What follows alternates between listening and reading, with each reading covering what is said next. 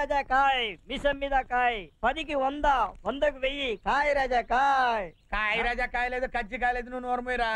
రేయ్, ఇవాళ megastar CM అయినా సరే, సీఎం మెగాస్టార్ అయినా సరే, మాధవ్ గారు మీసాలు తీసేసి వస్తాడు.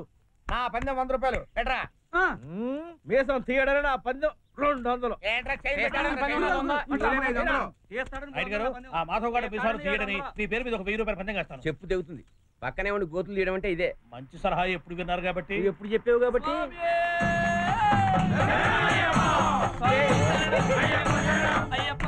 గారు మీకు సుడుందండి.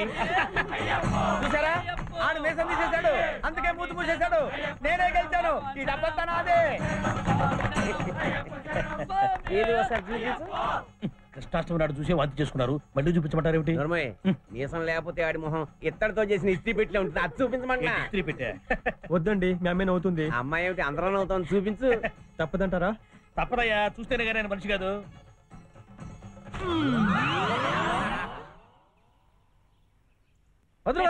ఇక మీరు గుడికి వెళ్ళొచ్చు. ఈ డబ్బులన్నీ నేను చెప్పినట్టు మీరు పందెం కాసుంటే కనీసం డబ్బులన్నా దక్కుంటేవి. అంటే గీకలేదన్నమాట. ఏంటి గీకేది? గోంగూర. గోంగూర నీ తల పొగరు దించుతాను రా. చూసారా ఎస్ఐ గారు వాడి పొగరు? ఎవరిది? వీడిదా? అవును సార్.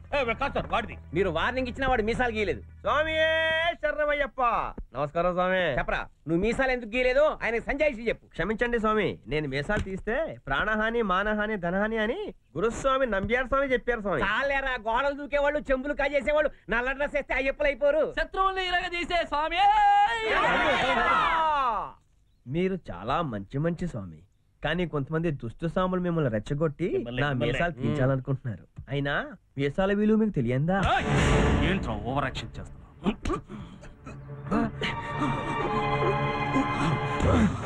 మీసం లాగితే మండుతోంది. అదే స్వామి, మీసాలు లాగితే చర్మం మండుతుంది కదా. లేకుండా నేను తీస్తాను రా. వెంకటేశ్వరరావు, వెళ్ళి బార్బన్ తీసుకురా. అది ఆర్డర్ అంటే అలా ఉండాలి. ఒక్కసారి కొరిగితే జన్మలో మలవకూడదు. ఏమండి, అయ్యప్ప మాలలో ఉన్నప్పుడు మీసం తీయించేస్తే పాపం. అవును, ఇంతమంది పెద్ద మనుషులు ఉన్నారు, ఒక్కరు మాట్లాడరావా? పెద్ద మనుషులు మేము మాట్లాడుకుంటాం, మీరు వెళ్ళండి.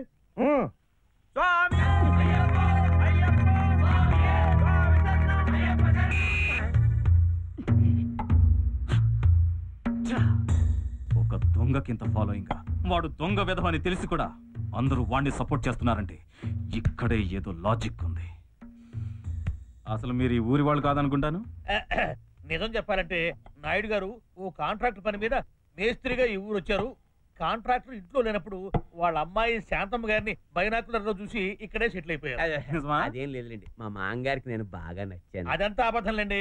సిమెంట్ లేకుండా ఆయన బ్రిడ్జి కట్టేసరికి ఆయన ఆశ్చర్యంతో నోరు తెరిచాడు. నోరు మూసేలోగా పెళ్ళైపోయింది. ఆ బాధతోనే ఆయన కన్ను మూసాడు. నీ గొంతు కొయ్యా. ఏమండి, ఓసారి రండి. మీరేనా శాంతమ్మ గారు? మీ ప్రేమ కథని గుర్తు చేసుకుంటూ ఈయన మైకంలో ఉన్నాడు. అయినా మీకు ఈయన లవ్ చేయాలని ఎలా అనిపించిందండి? నాన్న, అర్ధరాత్రి దాటింది, పొద్దున్నే శ్రావణ శుక్రవారం. తొందరగా బార్ మూసేస్తే మేము ఇల్లు కడుకుంటాం.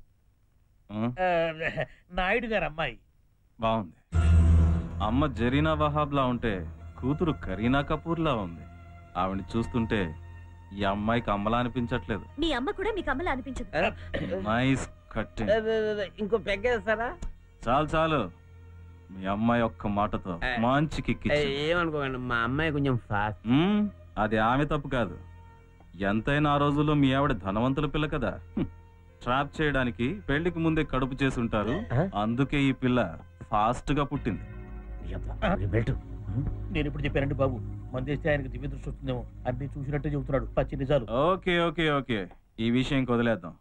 మాటల్లో పడి ఆ మాధవ్ గాడి సంగతే మర్చిపోయాం. మీరేదైనా ప్లాన్ చేసి వాడు చిన్న దొంగతనం చేసాడని కంప్లైంట్ ఇవ్వండి చాలు. కటకటాల్లో పడేసి గుమ్మేస్తాను. రుక్మిణి, లోపలికి పద. మనోళ్ళకి మందంటే పడదనుకుంటాను. మరి నేను వెళ్ళొస్తాను. Good night. మందు బాటలు తీసుకెళ్ళరా? ఇంకోసారి వచ్చినప్పుడు తాగుతాను. వస్తా. ఓహో, అంటే ఎస్ఐ గారితో మనకు మళ్ళీ మందు పార్టీ ఉందన్నమాట. రే బెల్టు, ఆయన సంగతి ఏమో గానీ నీకు మాత్రం మళ్ళీ ఎలకల మందు పార్టీ గ్యారంటీ. ఊరంతా మా నాన్నకు లోకువా, మా నాన్న మా అమ్మకు లోకువని మీకు నేను లోకువా.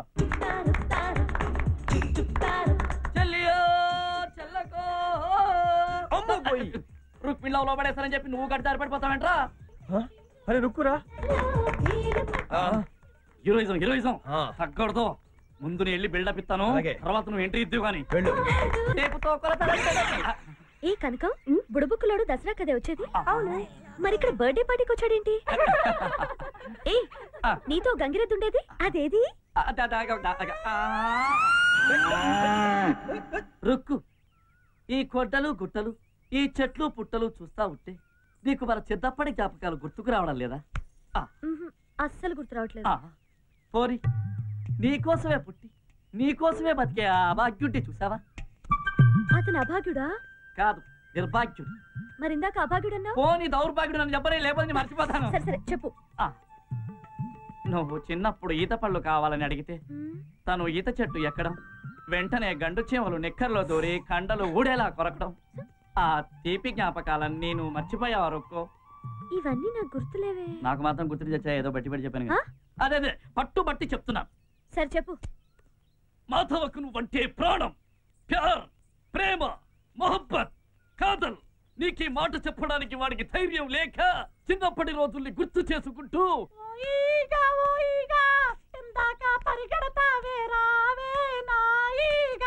అని పాటలు పాడుకుంటూ గడ్డ పెరుగు కోసం తిరిగే గడ్డు పిల్లిలా బతుకుతున్నాడు.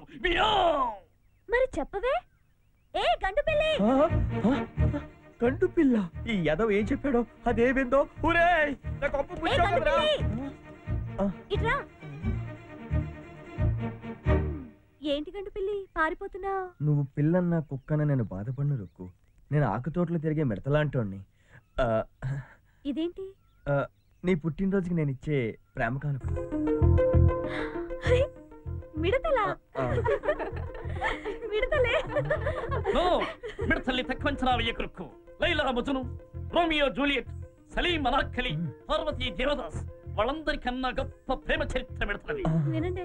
అవును రుక్కు, మగ మిడతలన్నీ ఆడమిడతను అమితంగా ప్రేమిస్తాయి. కానీ కోరిక తీరాక ఆడమిడత మగ మిడత గొంతుకులకు చంపేస్తాయి.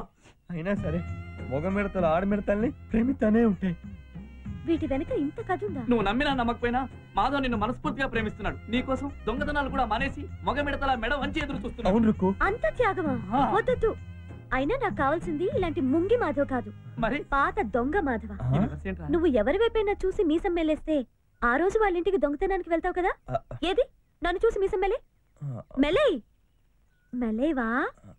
అయితే నేనే మెలేస్తాను. ఇప్పుడు నువ్వు మా ఇంటికి వచ్చి దొంగతనం చేసి మగాణ్ణని నిరూపించుకో. మా అమ్మే అప్పుడు నిన్ను ప్రేమించాలా వద్దా అని నేను ఆలోచిస్తాను. సరేనా? పదండి. ఆడువారి మాటలకు అడ్డాలే వేరులే అడ్డా.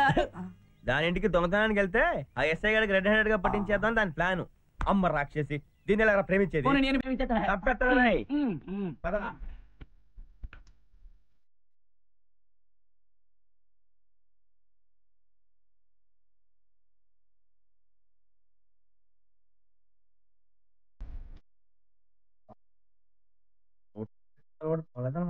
అబ్బా, వెన్నెల్లో మళ్ళీ తీగలా నిద్రపోతుంటే ఎంత అందంగా ఉన్నావే. మనిషిని చూస్తే ఊర్వశి, వివరాలు చూస్తుంటే రాక్షసి. అబ్బబ్బబ్బబ్బబ్బబ్బ, ఇటు చూసినా గుడి మీద బొమ్మే. ఏంటే నేను మొగాన్ని కాదా? నీ ఫిగర్ చూసి నేను కాల్ చేరితే నెల తిరిగేలోపు నెల తప్పుతావు. 9 నెలల తర్వాత